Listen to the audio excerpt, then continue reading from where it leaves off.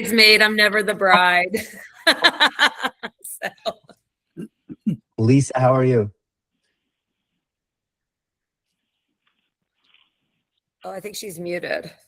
There's only one person I'd rather have on a call with you muted. Fine.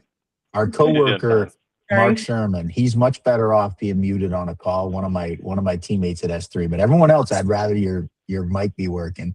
It's good to see you, Lisa. I haven't noticed you on these calls before. Is this your first time? First round, yes, sir. I love it. Welcome. Looking forward to it. Welcome, welcome. There's a very intense quiz at the end, Lisa, so pay attention. Oh no, might be my last then. I'll try. Will, do you want to wait a couple more minutes, or do you want me to start kicking things off? And yeah, just wait a minute or two, and for sure, people tend to pop in. So I love that this keeps growing. It's been fun to see over the last 4 weeks that we just keep having a little bit bigger, a little bit bigger, a little bit bigger.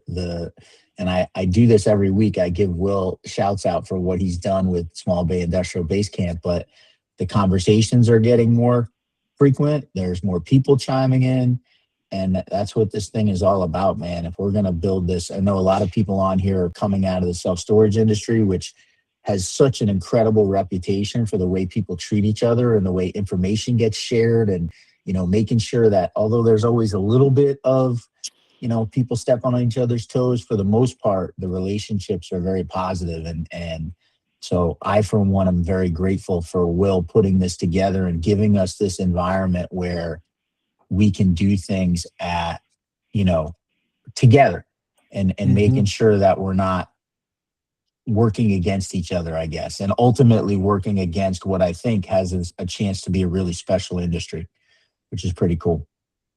Yeah, and I think we'll have some great networking events come out of this, either in conjunction with some conferences or on their own. So I think I'm excited where this is going to go. So absolutely. Well, we only have 30 minutes, so why don't we get started? All right. I've been tasked with introducing Jessica Johnson since I'm the one that knows her the best. So really excited to welcome her to the call. Everyone here who's ever underwritten anything understands how important lease-up time is to the overall success of a project. And one of the things that we like about Small Bay and why we're going down the road is this ability to have a much more meaningful lease-up pre-opening, to have some leases signed and people ready to move in day one, which we didn't really have coming out of storage. And we've seen the effect of that in storage. So how do you get units leased up before you open up the doors? What are the things that you can do to generate, you know, that marketing push in a given market where you're building something? And there's just nobody I have any more respect for on that front than Jessica Johnson. Wherever she's gone in her career, she's become somebody who everybody relies on. And one of the things I look for in people, Jessica becomes synonymous with the company she works for, no matter where she's at. Like, everyone thinks of her as the company. And that's marketing at its finest, right? How do you draw attention in a positive way where people want to do business with you? And there's absolutely nobody better at doing that. Really looking forward to what she has to share with us on building a brand in Small Bay. Well, I'm humbled by that introduction, my friend. You are very kind to say all those things. So my name's Jess. I go by Jess, preferably. If you say Jessica, I feel like you're my mom scolding me, but that is my government name. Yeah, I've been in this industry a long time. Came from a very successful brand in self-storage that had we had 150 locations across 8 states. Disposed of the last 16 at the end of 2019, right before COVID. Then COVID hit and we were like, thank God, because no one knew what COVID would bring. And then we saw what COVID brought and we were like, oh, it's really not a good time not to be a self-storage owner anymore. So I got back into the game with a different partnership group at this time. We are also developing some small bay flex as well, luxury car condos, etc. So I have a wide variety of background now in this space, mainly in self-storage. I mean, that is my bread and butter. I know that one the most, but I've absolutely learned these as I'm developing these as my own personal investments. Currently, been involved in some of you may have some crossover from Toy Storage Nation. I know Cody does. I've been involved with that group for a while too, like the Class A boat and RV. But what my specialty is in is mainly marketing, but operations as well. But marketing is my passion, and getting these machines leased up is something that I would say that I definitely specialize in. And it's critical, right? We want these things, we want no bays left, or we want a good flow of potential, vacancy coming available that we can backfill that maybe with a higher paying tenant in the future. So happy, we can skip this however you want. If you guys have questions for me and you want to tell me, because there's definitely a difference, right? If you're building one of these from the ground up and you are in massive lease up, that looks very different than maybe if you have an existing location and you're just having some issues keeping, units filled, whatever that may be. But there's always got to be a level of ongoing marketing for these type of properties. But obviously in the lease up process is when we're really putting some fuel against it. And the biggest suggestion I can give to all of you is that you make this omni-channel in how you market, because consumers or your potential tenants are going to absorb their information differently.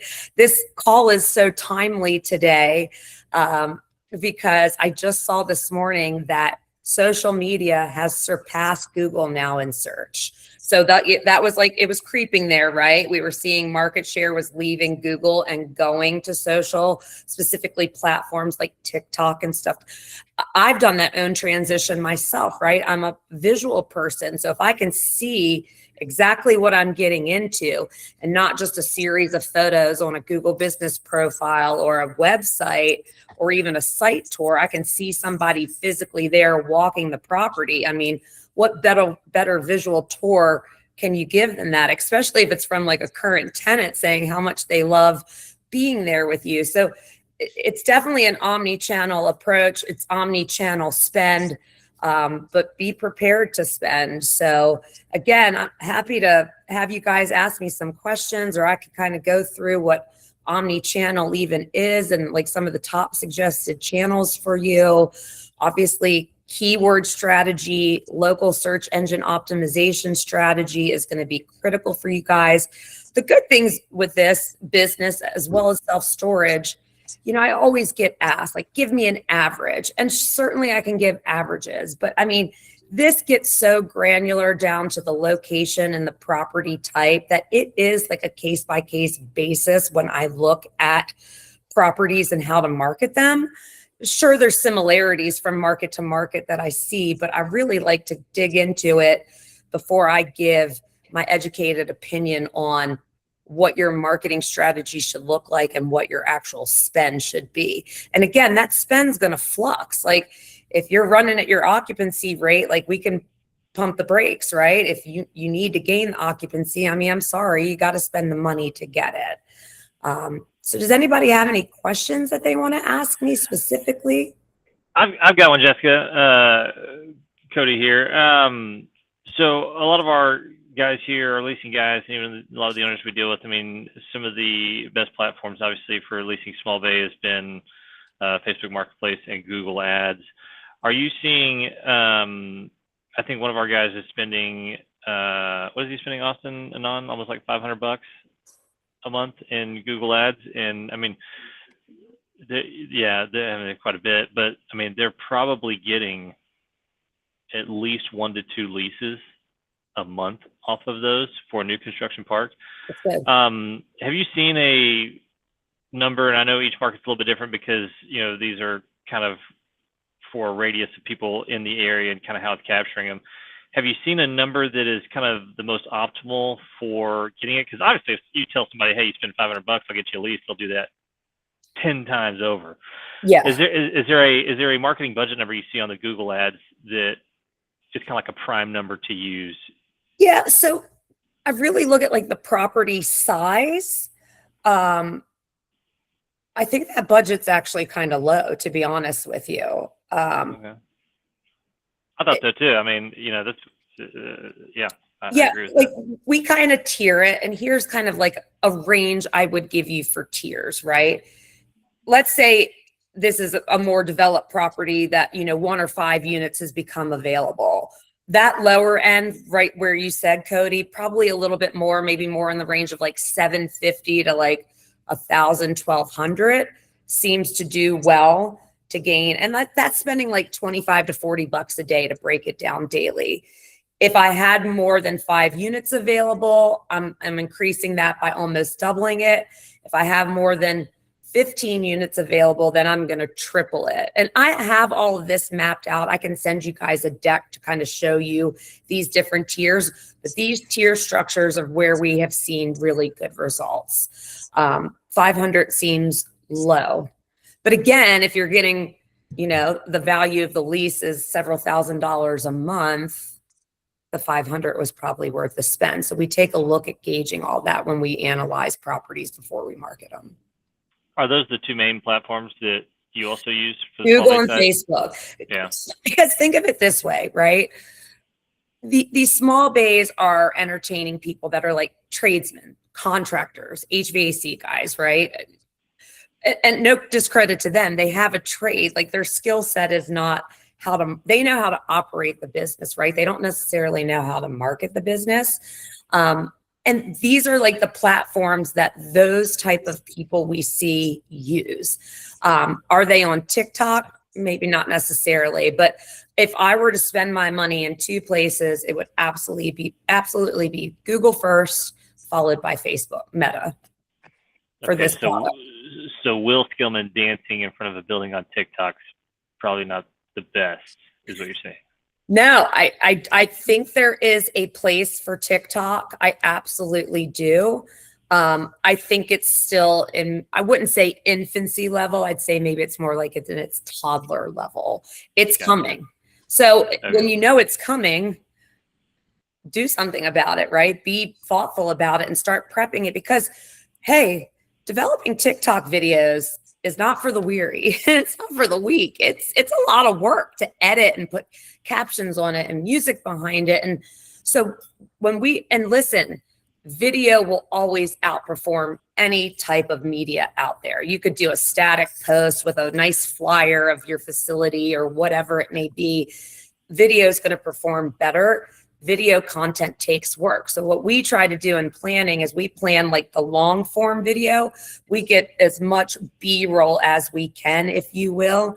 And then there's all these, like we just invested in some software where I could take an hour-long video worth of whatever it is and break that down into like 30-second clips, 60-second clips within minutes, because that's what Google and Facebook tolerates, right? It doesn't even, you can't even put a Google video out there that's over 60 seconds. So don't make one, but make that long one, find a platform or AI or whatever, and chop that into those bite-sized pieces. That does really well on social as well for your Instagram reels and stories. YouTube shorts are another great place for that. And all of these things are part of the engine that talk to one another. I call it like the beast. You got to feed the beast multiple times a day through multiple prongs. It's not a one level or one prong approach. Like there's many tentacles to this to make it run as a good marketing engine. But yes, I would totally put my core focus in Google search. That's going to be your highest ROI. Google Business Profile falls under that, right? You have to have an optimized Google Business Profile. It is critical, especially in the local SEO environment. So that is like your listings have to be accurate and consistent across listing platforms. You have to be getting Google reviews from your tenants, talking about the property, the experience they've had with you. Even if they've had they put in a maintenance ticket and you cured it, like ask for a review there too. Like there's many layers of reviews that you can get. Commercial real estate marketplaces, they're out there and they have a spot. So I would take a look at a few of those. SEO is always going to be a critical component for this. And SEO is changing now that we have these AI platforms that are looking at, stuff like this. So the core foundation of SEO fundamentals is still there. But again, even that now has many tentacles to it where you have to take a different approach. Meta, LinkedIn is another decent place to be, business to business. You can find the contractors out there. You can find the HVAC companies out there. You can find the e-commerce people out there, email marketing. Retargeting, like don't even forget about like the retargeting aspects that you can have in this, because unlike self-storage people could visit that property and make an instant decision because it's a low barrier to entry lease. It's a month-to-month lease. You're spending a couple $100 depending on the size of the unit.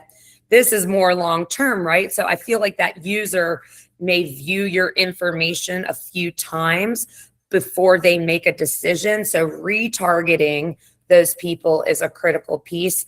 And then I'm a firm believer. I came from the old school marketing days. I'm not going to tell my age, but I've been marketing for a really long time, back to the time where when what we did for coupon redemption, I was in food franchising before self-storage. Our franchisees would mail in bundles of coupons, and once a month, corporate would sit around the corporate table and we would sort the coupons and track our redemption rates, right? Like I come from that era. So I believe in old school marketing too. It still has a place. There's still a place for print advertising where it makes sense. And there's a huge place.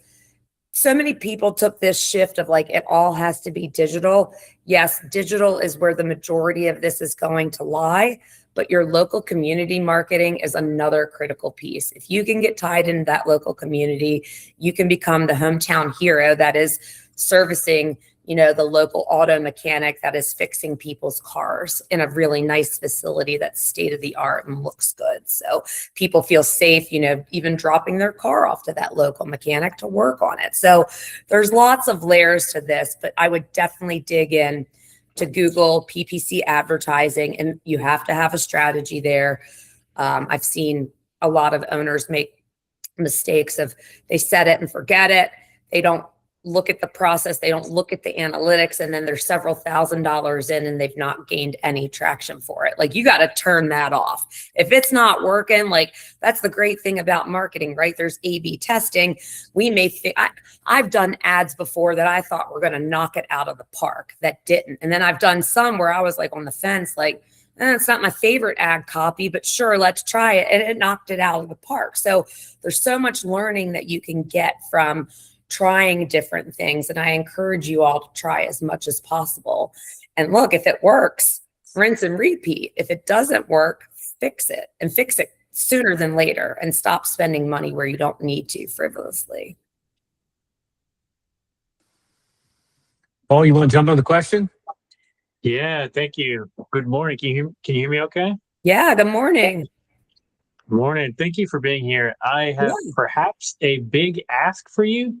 Sure. I was wondering if you think about all of your best performing ads, of course, the publicly facing ones that are publicly available, would you be able to show one of those and like walk us through the thought process of that ad? Or at least like just point us to where we can find it just so we can get a visual of what you're talking about, your best performing ads kind of thing? Yeah, I actually have something that I'll send to everyone after this call that will showcase all of those like ads that have worked for us, because you have to figure this too, right? When you're advertising these properties or you're building a keyword strategy, you can talk to it in a few different ways, right? And what I mean by that is we can do ads specifically towards business types. Like if you want to attract in the HVAC guys, like that's a different ad that I'm going to run than if you want to attract in the auto mechanic, right? So you could do it by business type.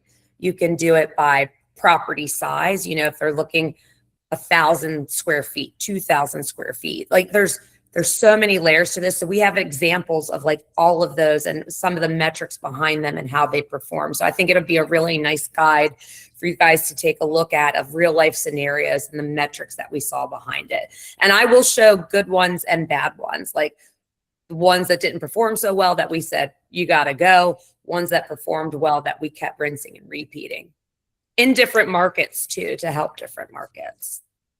Yeah, Jess, if you could send that to me, I'll put a link in with when I post the recorded video. That would be fantastic. It can even go down to like amenity-based searching, right? Like they might rent a warehouse with a loading dock. If you don't have a loading dock, like then you're out, So there's a lot of layers to it. And again, that's why I said I really like to take a granular approach. If you have properties and you want me to take a look at even if it's a site plan of what your property is going to be and what your local market is, I'm happy to look at that for you and make some suggestions for you. Robert? Thank you. Yeah, you're welcome. Hey, Jessica, can you hear me okay? I can hear you. Good morning. Thanks a lot for doing this. This is really Sure. great. So kind of a technical question. I've struggled when you're talking about Facebook ads. I've struggled going back and forth between running personal marketplace ads under my personal account versus running like meta business ads, which you can much better target, like you were talking about, and then having them run on Facebook Marketplace as whatever the location or target. And whenever I do the paid ads, it just doesn't seem to work. I mean, I try all these things. I try like people fill out forms, with their contact info, and then they'll fill out a form and don't never respond when you get back to them. It's Okay. like, or I've had them try to do direct phone calls. I've tried everything. And then I end up always going back to like my personal marketplace ads. I guess my question is like, what do people typically do? And are people using like meta business ads, or are they doing like what I'm doing, which is kind of just hacking using my personal marketplace? I've seen both. I mean, it's situational, right? Because like you have to figure with marketplace. I mean, I've even seen marketplace and self-storage, and it does okay, And I think if you were to like look at overall attribution, it's going to be on like the lower side, right? So it's like, do you really want to spend your time and effort on something that's bringing low attribution numbers into you? No, absolutely not. I'd really like to take a look at what you're doing and help you and give you some suggestions. So I'm happy to do that after we could set time to do that, because meta works. But again, it has to be strategic and it has to be targeted, right? There could be something even within the ad that might not just be resonating to that local market that you're servicing right now, It might resonate to you, but that doesn't mean it resonates to your audience. Like we try to do a lot of consumer behavior watching, if you will, social listening, if you will, to see. But again, these people do search on social. So there is a place for social. Absolutely. It just has to be strategically done right, in my opinion. But yeah, have I seen marketplace work? I've seen Craigslist work. I mean, so it's like, I've seen the whole gamut work. But if Craigslist is working, minimally, like I'm not spending my time there. I'm going to spend my time where it's producing some revenue. Plus too, like I'd like to look at your, what the cycle is for them, because so for instance, right now we're going through this thing with the company that I work for, the storage group. We get a ton of interest to our landing pages for our products, and then it stops there. So like we're trying to figure out like what that gap is right now. So I want to see the whole process the person has to go through. Maybe there's a barrier in that process, and that's not why they're returning your call, or that's not why they're hitting the click to call. It doesn't just start and stop with the ad. It's the steps that happen after that too that play a role in it as well. Does that make sense what I'm saying? Definitely. Yeah. Okay, cool. That's awesome. Thank you very much. Yeah, you're welcome. Because, if you have like, let's say, we've built some sites where there's like some online calculators, right? Where they can kind of figure out, like, maybe in their mind, they thought they needed 3,000 square feet. They use this online calculator tool and they go, oh, I really only need 1,500. You've taken that step out of it for them, right? So then they're closer to the purchase process, because and people want to interact that way with websites, like, because everything right now is self-serve. If you think of it, you go to Target, you could check out on your own. You go to the airport, you can buy and do that whole process. So self-service is a big piece. So as much as we can get them through the self-service process part before they actually have to sign a lease document with you, probably would make that journey for them a little bit better and more cohesive, right? Where you're not playing all this phone tag and all this stuff that goes back and forth. So I really like to look at like the entire process to see if I can find what's maybe broken in that process. Great. Great I always stuff. love when I give an introduction to somebody and then they come on and they just make my introduction look like I undersold their value. I'm going to shut up now, but I just wanted to say that. Well, I think there's a book and a consultancy coming out of this for Jess. So listen, there's a company coming out of this. Stay tuned. It's probably going to be launched later this afternoon. It's been in the works, but my Fantastic. partner and I have some stuff going on where we're going to focus on this space. Because like I said, I've been in the self-storage space. Thaddeus, I was just on Thaddeus' podcast. And what was the question you asked me? Do you think institutionals coming in and going to gobble us up? Absolutely. Self-storage is where the hotel industry and multifamily was, right? So what do you do as a smaller? I have 5 self-storage properties right now. I'm a little scared, honestly, because like an extra is knocking on my door every day. Like they want my properties bad, right? Probably going to give it to them eventually because they're going to offer Based me on their like, Q2 earnings report, they've got some cash they can afford to pay for your 5 properties. they Jess. can, right? And they're going to give me money where I can go, okay, I had my run there. That was fun. I'm going to go invest it somewhere else because I'm still relatively young. I'm not retiring anytime soon. And I've been through this cycle, right? I saw the 08, 09 and what that did for self-storage, right? And I saw COVID and what it did for self-storage. And will self-storage recover? It's going to in a couple years, but like, I'm not going to sit in recovery mode. I'm going to start putting my money somewhere else. So I have interest in this space outside of like the marketing side of it. Cause like I said, I'm building assets in this space. So Nice. Jake, you have a question? Yeah, hey guys, a lot of great ideas shared. One idea I just wanted to add for this group at large, as far as marketing goes, is leveraging your existing tenant base. So utilizing referrals. Once you figure out your customer acquisition costs through a Google Ads or Facebook Marketplace ads, you can then turn that around and say, hey, I'm paying X amount of dollars for a new tenant, and choose a dollar figure to offer to your existing tenant base for a referral. And it kind of kills 2 birds with 1 stone. You're filling the space and you're also creating a lot of goodwill with whatever tenant is getting whether it's a rent credit, Amazon gift card, whatever. So yeah. We've had some luck with that and just wanted to share that one with the group. Yeah. And I'm glad you did, Jake, because that goes into that local community marketing, right? Plus it's like tenant retention process, if they're happy. And look, the local auto guy, maybe he's a body shop guy and he doesn't specialize in like something else, but he knows the guy that does, right? Because they're probably referring back and forth to one another. I mean, I know electricians that do that. Like the person needs plumbing work or, they know all these people in like the different categories too. So it's a great place and we do that in self-storage, right? We go seek apartment managers because as we know, people that are moving into an apartment probably don't have a whole lot of space for their stuff. And so it's very synonymous to what we see in self-storage, just different people and consumers that you're talking to.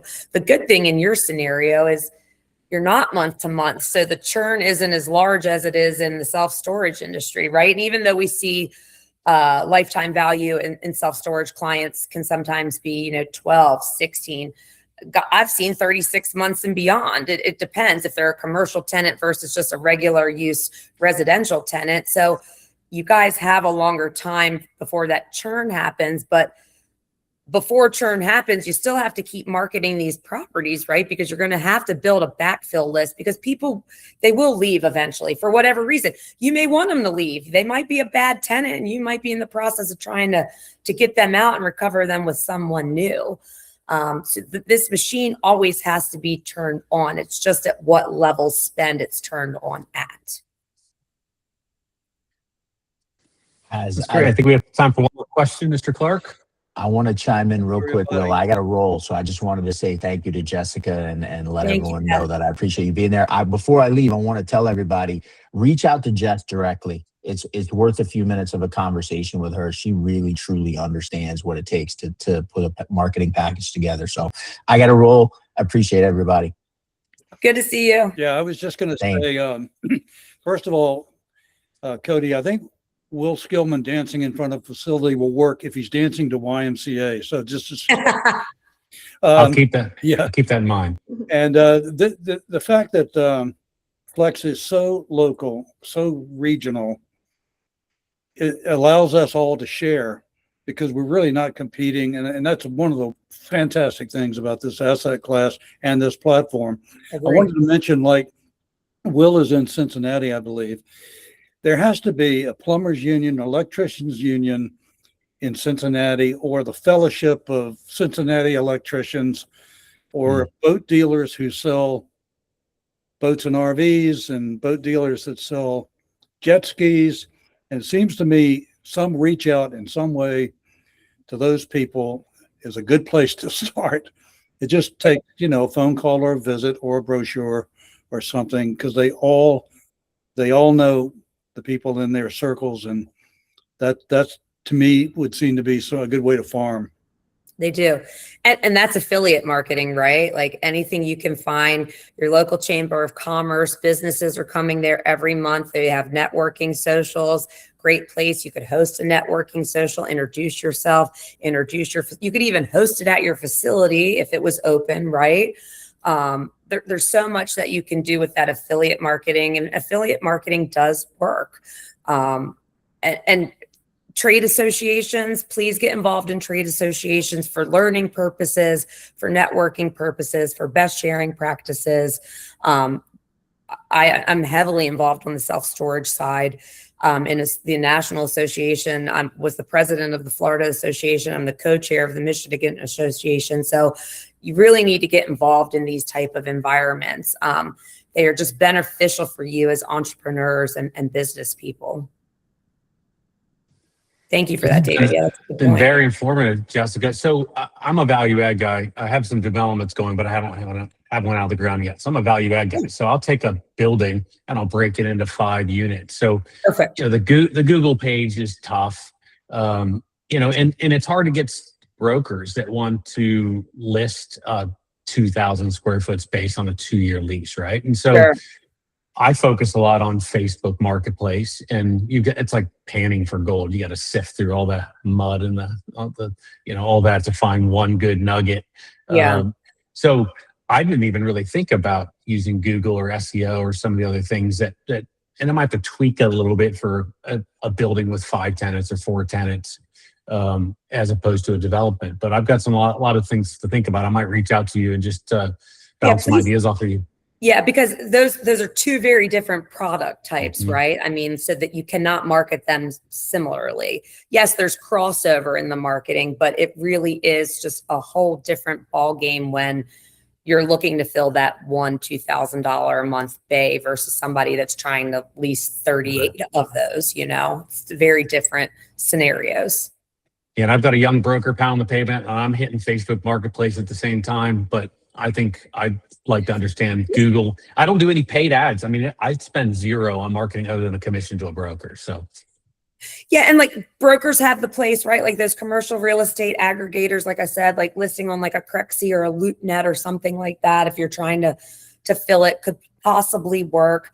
Again, not a core focus. And if you're working with a broker, please just make sure they're reliable and reputable, because there's a lot of them out there.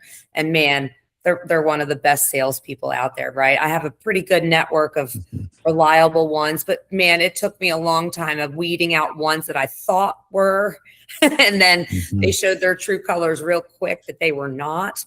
And they quickly got replaced. So you kind of churn through the broker market a little bit and who would work for your property type.